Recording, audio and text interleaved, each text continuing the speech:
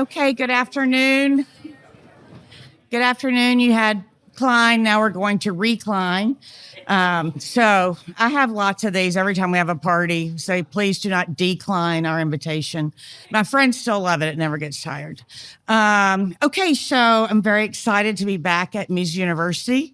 Best week of the year, of course. And it's just so great to be back with you all and with colleagues. It feels like coming home.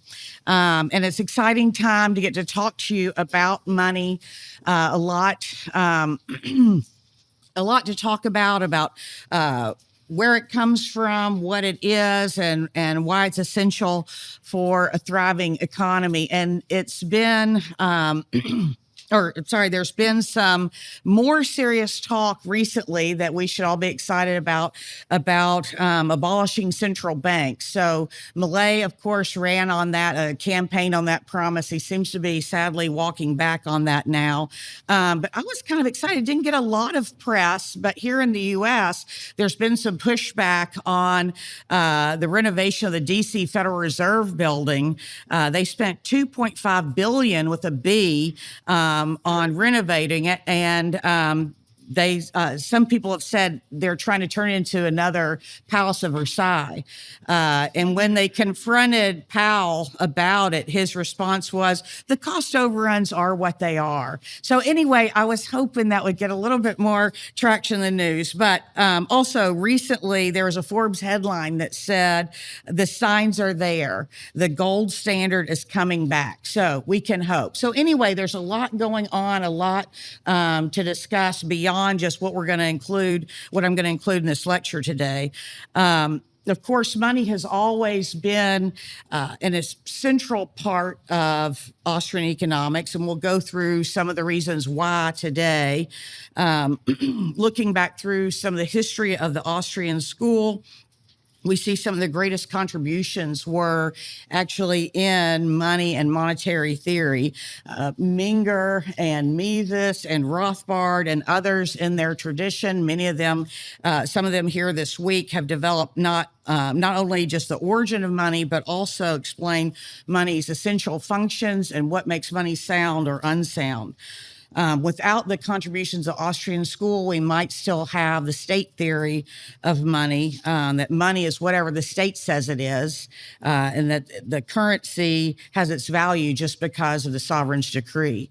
So we're going to give money the proper respect it's due and talk about money on our first full day of Mises U. So let's start off with who needs money. Jonathan Newman did a great introduction for me on Robinson Crusoe when he's stranded alone on the island, and everything that he consumes is what he produced. He had no reason to produce anything beyond what he was going to consume. So he had zero need for money, right? There's no store where he could go spend the money. He can't eat it. He doesn't, build a tent out of money. And so when Robinson Crusoe is alone on the island, then money serves no purpose.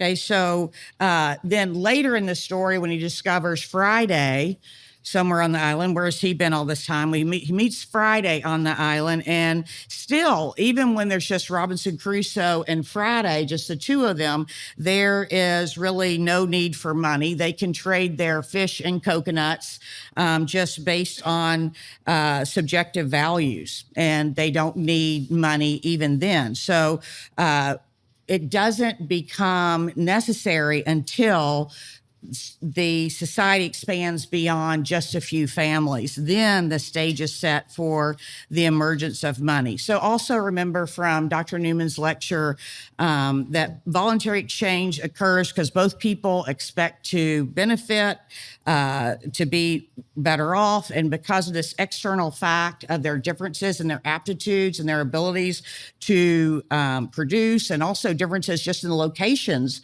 where we are. Some land is more arable than other lands. And so just from those external facts, then we see the benefits of exchanging. And so with specialization and exchange, through the division of labor, we develop our best skill according to comparative advantage. and each region develops its own particular resources. And we found that through that, we found that each of us is better off if we each specialize producing a limited number of goods, and then we rely on exchange for most of what we consume. We produce a lot of something, even though we don't necessarily want or need to consume it ourselves. We produce it for exchange, and we find out that as opposed to being self-sufficient, producing everything that as opposed to producing everything we're going to consume, we find that we are better off doing this, specializing, and then getting most of what we have through exchange. We nearly starve when we are self-sufficient. So we can enjoy higher standards of living, get more coconuts and more fish. But if we are exchanging without money, if we're exchanging and doing barter, that is goods for goods, that is going to have us no better off or not very much better off than remaining self-sufficient. Okay, so barter has two basic problems we're going to discuss. First, the problem of indivisibilities of some goods, and second, a double coincidence of wants requirement. So last month, we traveled to Switzerland with some friends to celebrate our darling daughter's graduation, who's here. She's here this week. So here we are in Switzerland with some friends, and I want to tell you, it really is as spectacular and beautiful as you've heard. Switzerland is really beautiful, views of lakes, mountains, it's amazing. So in preparation for the trip, when we were planning to go, I did some research and I found a company online called Grindelwald First in Switzerland. What Grindelwald First does is they offer gondola rides up the mountains. Of course, I wanted to do that, but what I was really interested in is I wanted to ride mountain carts down the mountain. So they basically give you an adult-sized tricycle and you ride down the mountain, and it's very steep, very steep mountain. And when you're riding down the mountain on this tricycle, you ride the brakes the entire time. So, because if you ever let go, I mean, it was frightening. So it's very dangerous. And so, of course, we had to wear some dorky looking helmets. So there you go for the meme machine. Or dorky looking helmet. So, well, we found out while we were in Switzerland that almost everything is really expensive there. So let's imagine buying our tickets for mountain karting down the side from, where we rode the gondola up to Grindelwald. Let's imagine buying those tickets under conditions of barter. So, little known fact about me, you probably never heard this, but in my spare time, I really enjoy gardening, not the vegetable kind, but flowers. Specifically, I really love designing flower beds. And I shouldn't say this, but Lord, it's hard to be humble when you're as good at it as I am. I know. So I'm embarrassed to say that, but our landscaper, it was good enough that our landscaper jokingly, but I'm still taking it as a badge of honor, jokingly offered me a job. So I would have turned it down anyway. But see for yourself, I couldn't pick just one picture. I had to do a collage of different flowers. And I have learned from Marty Rockwell, who you may have noticed the Grounds Institute are beautiful. And I've learned from a little bit from Marty, not anywhere near as close to Marty's skills. But anyway, there's a collage of my flowers. And I wanted to say, here I am out here. And because I'm an old Southern woman, I have to wear a funny hat. I don't make the rules. So anyway, a lot of my friends have asked me, Sandy, will you come help me lay out and design my flower beds for me? So I am quite in demand for my gardening. So naturally, when I am bartering, I bring a lot to the table. I bring a lot of value in my flower beds. However, as great and as beautiful as my flower beds are, what if the mountain karting tickets are even more valuable? What if they're twice as valuable as my garden designs? then what would the seller, what would Grindelwald first do? Could they just give me a ride halfway down the mountain? That solution seems to create its own set of problems. Could they put me on half of a trike, half of a mountain cart? I don't know which half I would want, the front or the back, left or the right. Which half would I want of this mountain cart? So you can see this would be a problem, that trading goods that are not easily divisible, that presents a hindrance to trade under conditions of barter. Also, even if the goods are divisible, even if it's, a loaf of bread that you can cut in half or fourths or eighths, even when goods are divisible into smaller units, it's very difficult for two exchangers to find each other, because in barter, what's called a double coincidence of wants is required for exchange to take place. That is, I have to have what you want, and you have to want what I have. Okay, so for example, if I have some really beautiful daylilies and rose bushes to trade, and the people at Grindelwald First have a mountain cart that's available for rent, how are we going to get together if they're not interested in my garden design? What they really want, say they'll rent me a mountain cart ride down the mountain, but what they really want is a chainsaw.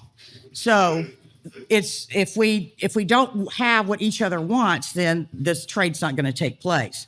So for the survival of my economic professor colleagues who specialize, their division of labor, they have specialized in producing economics lectures and economics articles. I'm so glad we don't live under conditions of barter any longer, because think of us trying to eke out a meager existence and finding food and shelter with only our economics lectures to trade. In fact, y'all, I can't believe I was able to get this, y'all, but I have an actual photo. I got this actual photo of some of our Mises U faculty when they were once living under conditions of barter, and there they are. So thank God we have money now. Okay, so one more problem of barter is, because every good trades against every other good, each good has to have a whole array of prices, right? A bottle of Sprite has to be priced in terms of every other soft drink, right? It has to be priced in terms of every gardening tool, in terms of every possible mountain cart ride, and every other good. And so if we had an economy of only 1,000 goods, there would be almost 500,000 prices. Okay, so just so you have a sense of what 1,000 goods looks like for scale, looked up how many goods a typical Circle K convenience store. You'll find these in Auburn. You may see me in there going in to get my favorite Topo Chico. The typical Circle K store has between 500 and 600 unique goods that have an SKU, that have their own unique barcode. So they typically carry between 500 and 600, but a store like Kroger, another grocery store that you'll find here in Auburn, has between 40 and 50,000 items. So think of the staggering number of prices we would have to have of each good denominated in every other good. So imagine the chaos. Mises said that that the division of labor expands more and more, that is, as we're enjoying more and more the production of a wider variety of goods, then money becomes more necessary. So it's clear that any sort of developed economy is going to be impossible under direct exchange or barter. So how does money come about? Under indirect exchange, that is trading goods for money and then your money for other goods.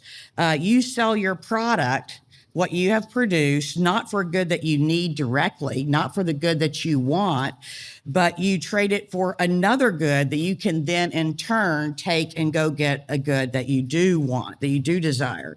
And at first, adding this extra step seems very clunky, and this is just more complicated. But the truth is, it really simplifies and makes the whole process less complicated. If we think about under barter, and you're bringing goods to market to exchange for other goods, you can think of the goods as having their own degree of saleability, their ability to be sold, right? And some goods are going to be more saleable and some goods are going to be less saleable. The more saleable a good is, the more easily its owner could exchange it for other goods at a price.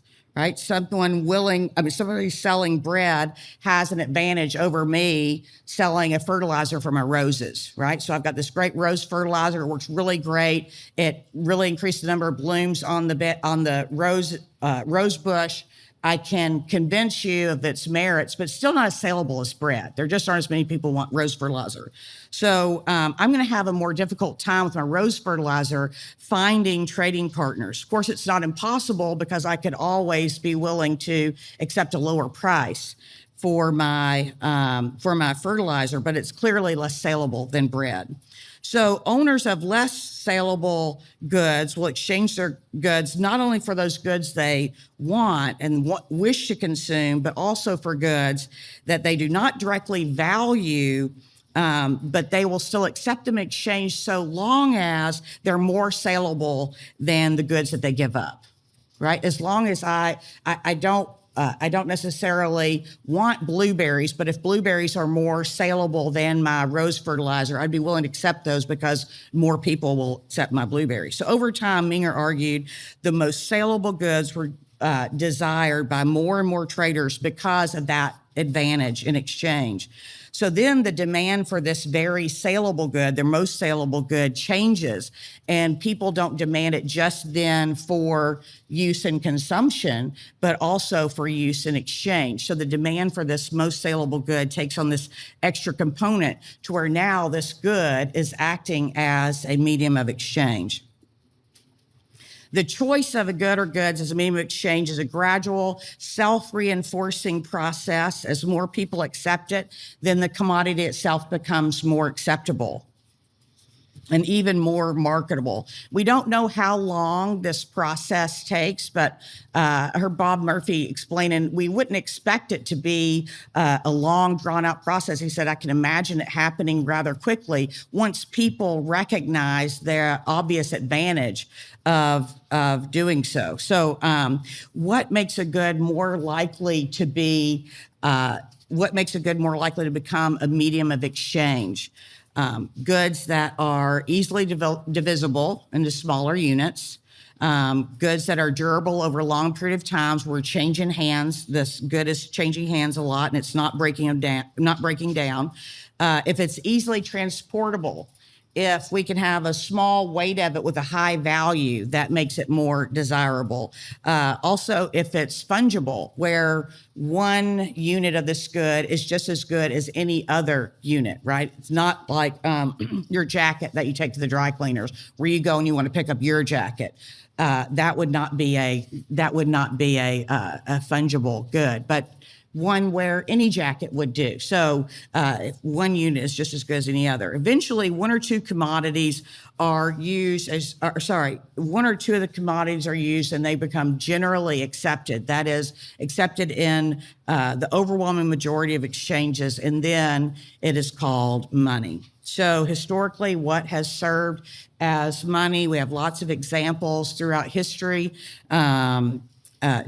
Jonathan will be glad to know I got this picture actually from a children's book that we have by DK. Bread, wheat, shells, nails. But through the centuries, two commodities, gold and silver, have displaced other commodities as a generally accepted medium of exchange. So this has been the one. And I didn't mention, it was on the slide, but I didn't say scarce.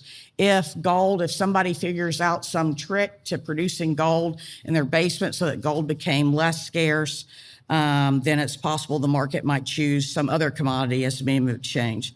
Carl Menger pointed out origin of money, said it's not necessary or even conceivable for money to be established by some authoritarian decree or by explicit contract among the citizens. Instead, the more plausible explanation is that money originated spontaneously because of immediate and obvious benefit of using a more marketable good as a medium of exchange. And that benefit was recognized by the parties involved. So it's hard to imagine anybody conceiving of a money without actually experience it. Like there's no, it's not likely that there was a king who came up with this idea. So Menger said, hence, it's also clear that nothing may have been so favorable to the genesis of a medium of exchange as the acceptance on the part of the most discerning and capable economic subjects for their own economic gain and over a considerable period of time of eminently saleable goods in preference to all others. So money is unlikely to have originated in any other way, as if what we said before wasn't enough, but Mises added to it. He said, it's unlikely to have originated any other way outside of this barter to money process, because embedded in the demand for money is the knowledge that we have of the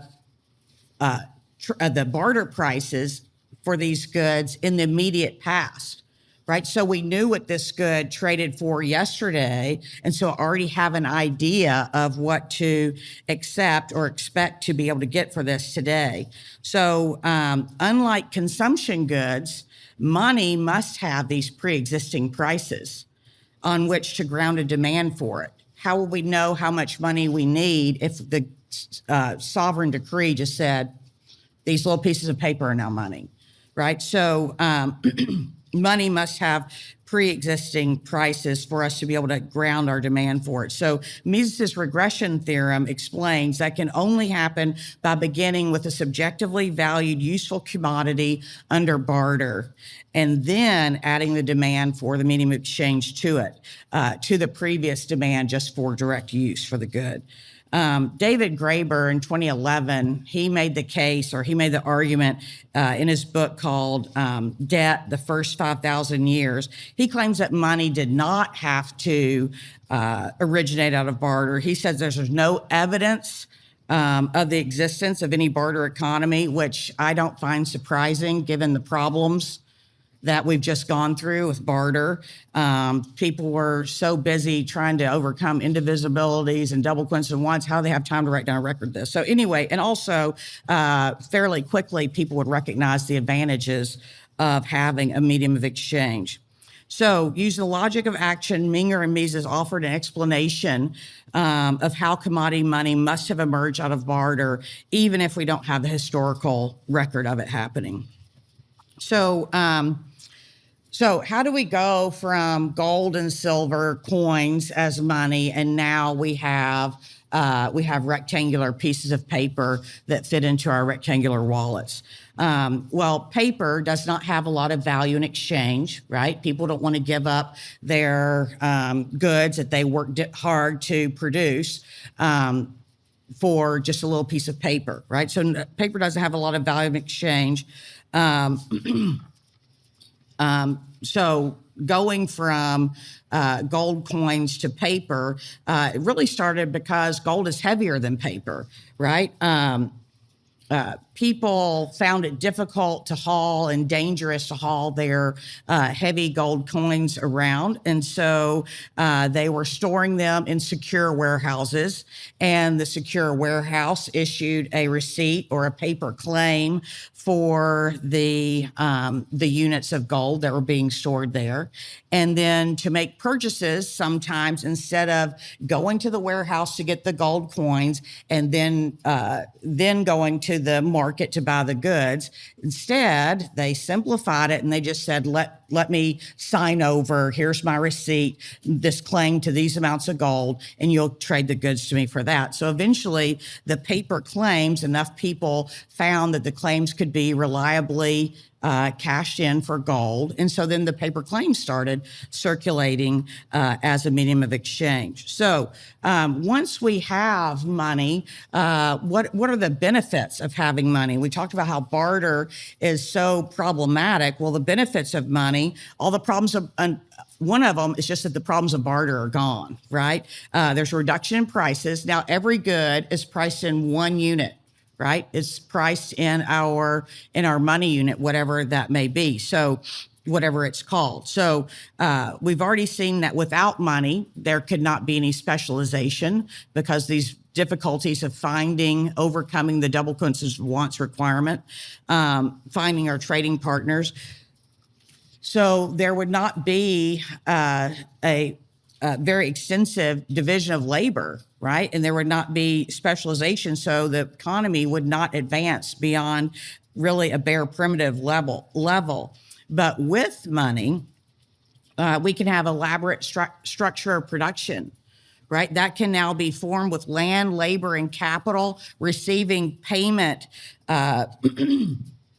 at each stage of production in this money terms, right? And so only with the establishment of money, only once we have money can we have rational economic calculation. Now people can say, they're not calculating in terms of coconut and fish or rose fertilizer and bread. Right now we can do our calculation in 1 unit money. I spent $20 on this. I sold it for $25, right? Now we can calculate and know and compare values easily. So that's my next point, is that it's easy to compare the values of one good to the value of any other good. So if the dollar price of gold now is up around $3,300 an ounce. So a zero-turn lawnmower, I kind of want one of those, even though we hire somebody to cut our grass. But I think every now and then I might want to go out there with my zero-turn lawnmower. But anyway, that costs around 1 ounce of gold. Okay. I found online what else would trade for that. A low mileage Mercedes C-Class costs around 12 ounces of gold. You can go down the road to Montgomery. There's a 2024 with 10,000 miles Mercedes. If you're Peter, you didn't hear that part.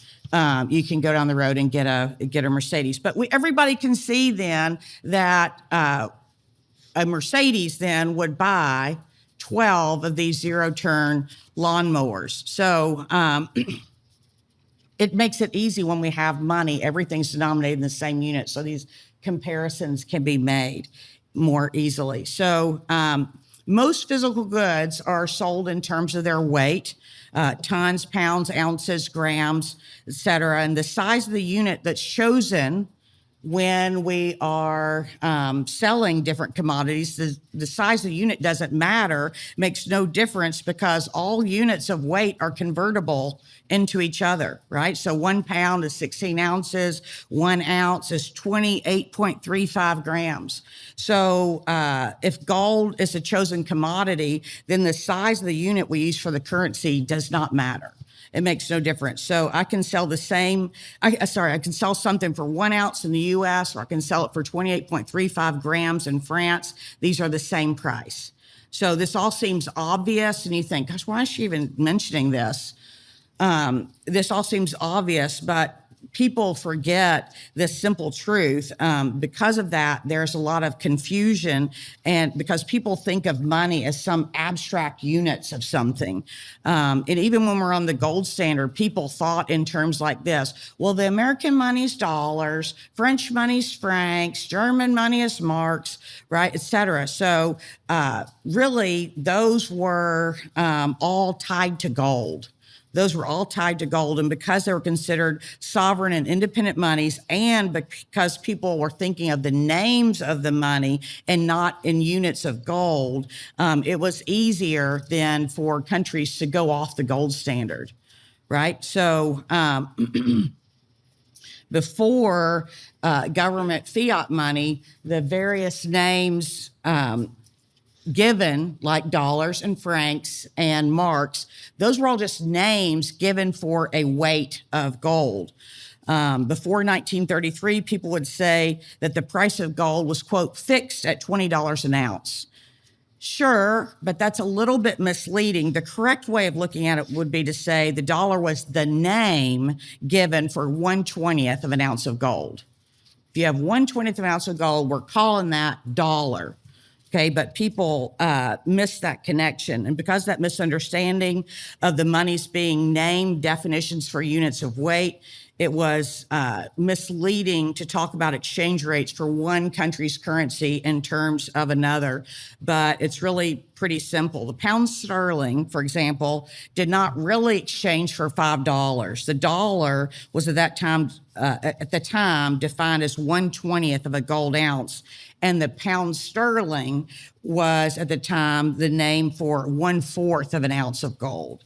So really 1/4, remember, is what 5/20ths reduces to.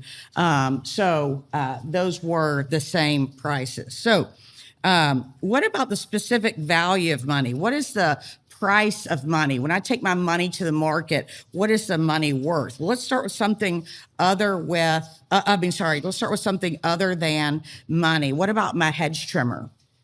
If I take my hedge trimmer to the market and I want to trade that, what could I get in the market for my hedge trimmer? Say I could get $100 for my hedge trimmer in the market. Then the purchasing power of my hedge trimmer in terms of money is $100.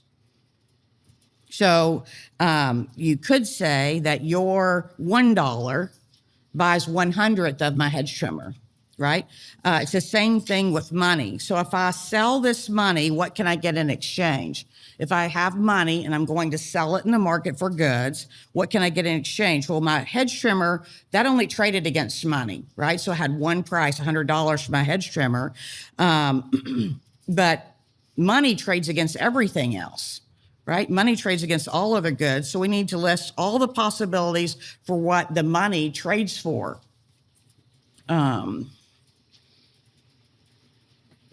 So $1 trades for 1/100th of a hedge trimmer.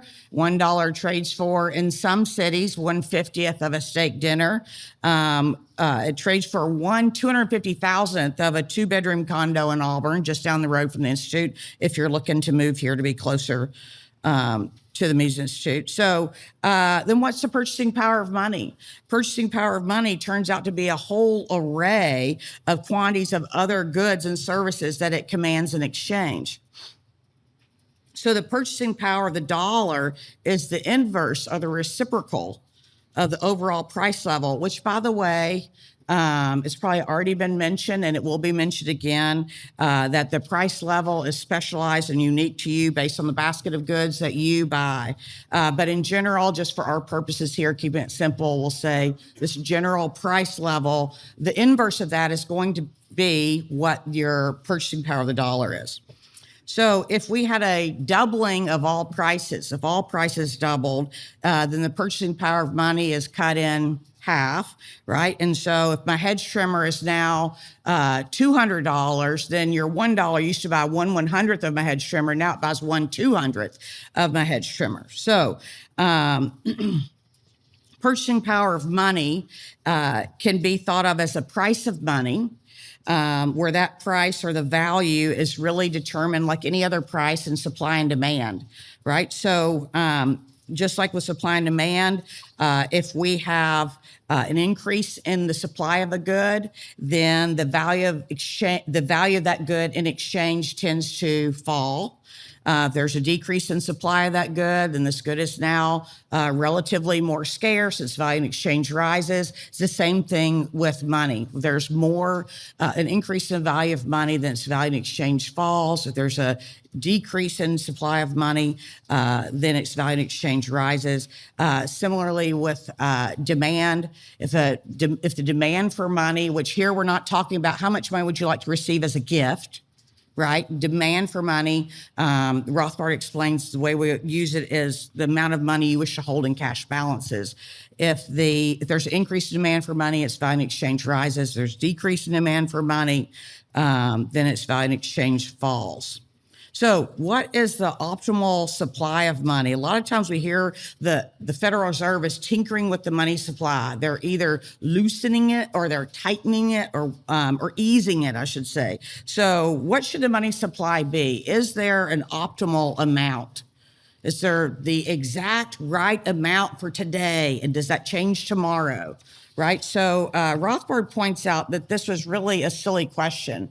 Nobody ever asked, what's the optimal supply of pizzas or what's the optimal number of movie theaters for us to have?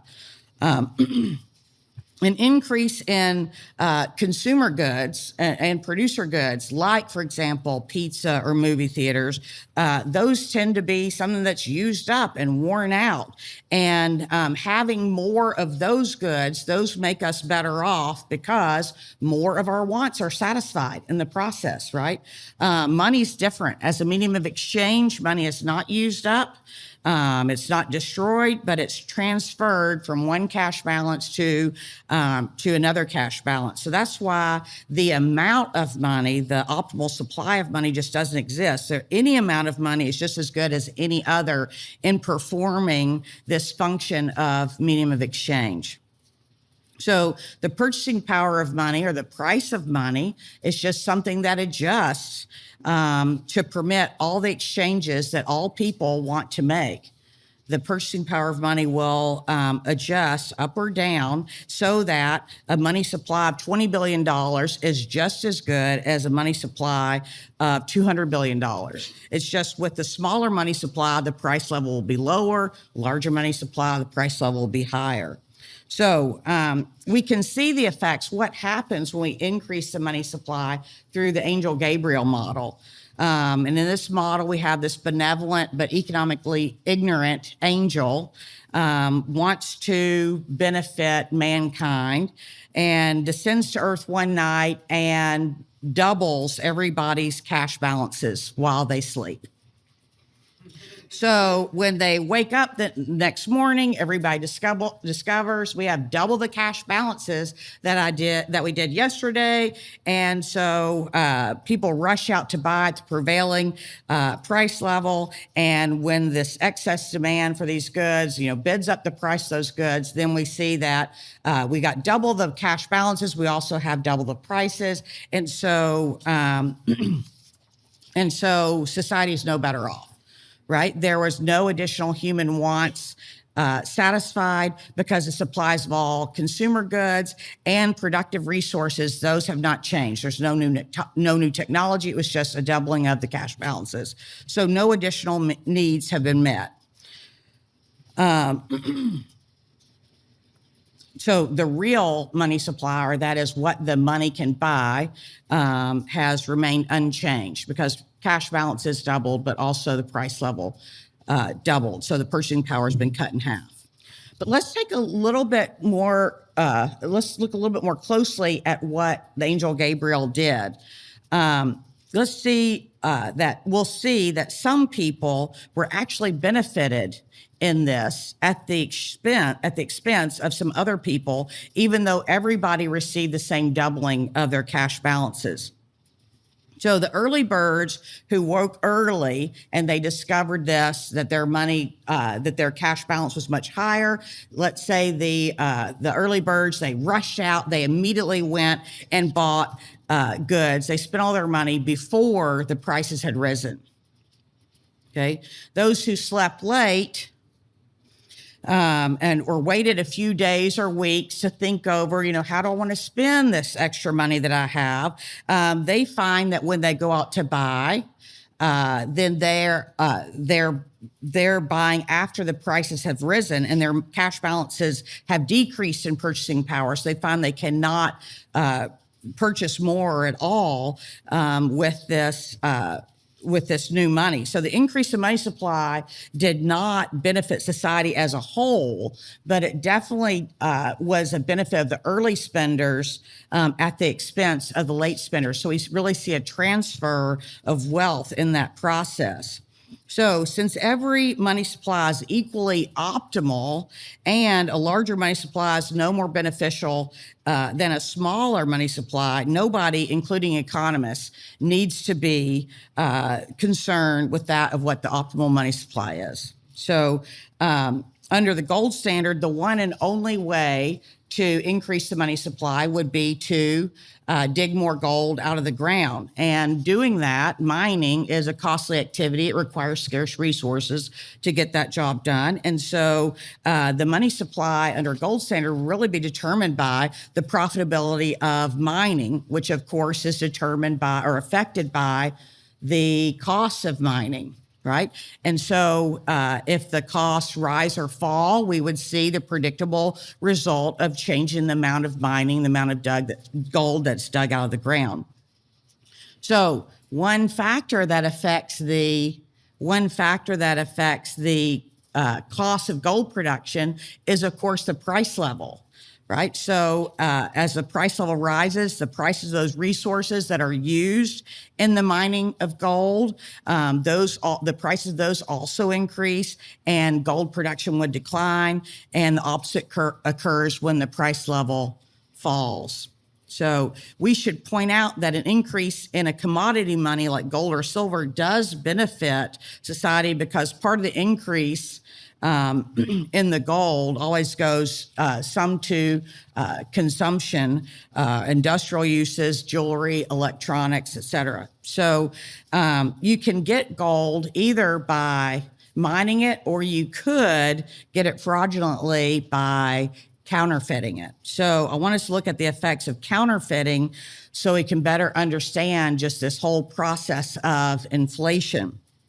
Let's say that some bad guys, none of y'all, of course, but let's say some bad guys get together and they are going to mint some counterfeit gold coins in their basement. And these coins are not gold, they're actually made of brass. And when they go out and spend their brass coins, they're undetected, right, when they go and spend them in the market. And so they spend these fake gold coins, and that has the effect of increasing the money supply and increasing demand for goods. Well, when the demand for goods increases, that increases the price level of those goods, and that decreases the purchasing power of money for everybody else, right? So just like in the Angel Gabriel model, except for there's one crucial distinction. This new fake money enters at a specific point in the economy. So where the bad guys, where the counterfeiters spent their money, that's where the money is injected first, and that's where those prices rise. And so the counterfeiting is really, what it's doing is it's enriching the counterfeiters, the bad guys, and those they bought from at the expense of the people who get it late in the process as the money spreads through the economy, or they get it not at all for people who are on fixed incomes. So the demand for goods bought by the bad guys, that increases first, increasing those prices, and then it spreads out until eventually all prices in the economy are affected. So the counterfeiters and those they buy from, they got to spend the money early in the process, like the early birds in the Angel Gabriel model, and they benefit. While if we think about the widows and the people on fixed incomes, they're worse off now with the same income but at a higher price level. So counterfeiting is really a subtle method of fraudulently gaining at the expense of the rest of society through this inflation process. So it's a transfer of wealth from those who spend it later, not at all, to those who get the money first. So my first Mises U, I heard this money lecture from Tom Wood said last night, the opening night lecture he heard from Murray Rothbard. Same for me, but my money lecture was from Hans Hoppe. And so I can't take credit for this. I'm going to give credit where credit's due to Hans Hoppe. He said, we would not expect money to be paper, because paper money, as we said before, does not have much value in exchange. People are not willing to part with their goods that they worked hard to produce for little pieces of paper. We would not expect them to be money to be national, because now we're back to this double coincidence of wants at the border. I have dollars and I want the French goods, but you don't want dollars, right? And so, and then also, we would not expect it to be under the control of any entity, because any supply of money will adjust in the price level so that anyone is able to conduct all the transactions. So why do we have exactly that? Why do we have a national paper money under the control of a central bank? Why do we have that? Well, the reason why is because as we saw the counterfeiters issuing currency transfers wealth to the one who issues it, right? The issuer is enriched. So a monopoly in the provision of money, which is what we have with the state, with the central bank, that's the most really desirable tool that a state can have. So you're going to hear more about that this week. So thank you very much.